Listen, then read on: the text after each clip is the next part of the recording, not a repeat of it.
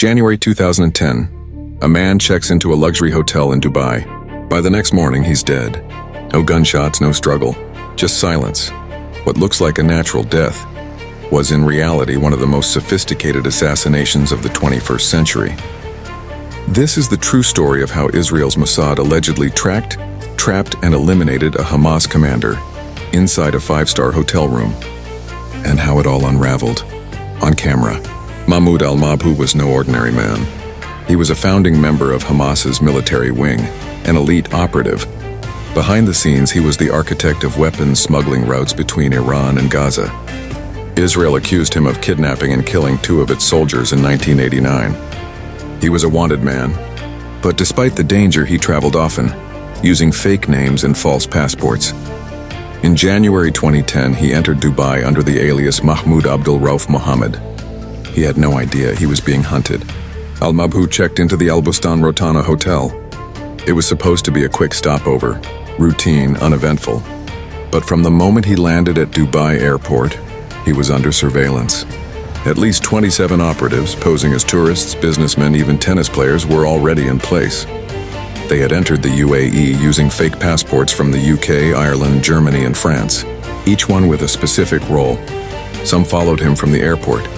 Others booked hotel rooms near his. A few simply waited. They weren't reacting. They were orchestrating. The operation unfolded like a heist film.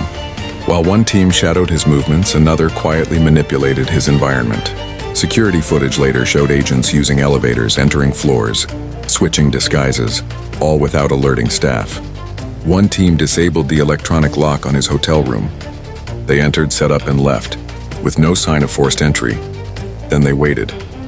When al-Mabhouh returned to his room later that evening, the kill team moved in.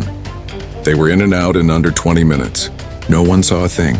Not a scream, not a single sound, only silence. When hotel staff entered the room the next morning, he was lying motionless in bed. At first glance, it looked natural, perhaps a stroke. But things didn't add up. His limbs were oddly positioned. His laptop was missing. The electronic lock showed suspicious access. An autopsy would later reveal he had been injected with a muscle relaxant, likely succinylcholine, paralyzed, and suffocated. It was a clean kill, so clean it almost worked. Almost Dubai police weren't fooled. They launched an intense investigation, and what they uncovered stunned the world. Using security footage, they tracked every agent from airport to hotel to escape route. They mapped out the operation with precision. Every hallway, every elevator, every face. Some agents had changed disguises multiple times. But they left a digital trail. Phones pinged local towers. Fake names matched real Israeli identities. Interpol soon issued red notices for 26 suspects. Diplomatic relations between Israel and several countries were shaken. But here's the twist. Why would Mossad, famous for surgical precision and secrecy, leave behind so much evidence? Why use real people's identities?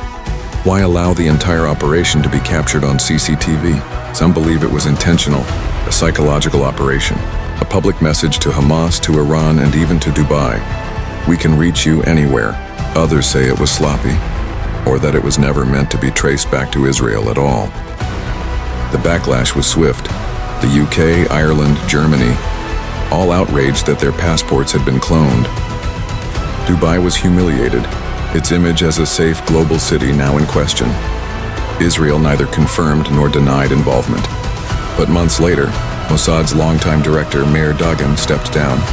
The price of this operation may have been more than just a man's life. So what really happened that night in room 230? Was this a textbook Mossad kill, or a warning meant to echo around the world? Why risk global exposure for one assassination?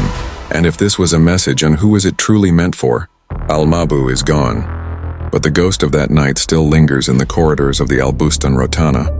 In the world of modern espionage, the line between visible and invisible is razor thin, and in Dubai in 2010, that line was crossed. If you found this story as chilling as we did, subscribe for more real-world spy cases, hidden truths, and intelligence operations the public was never meant to see. Leave your theory in the comments below. Was this Mossad's cleanest kill or their biggest mistake?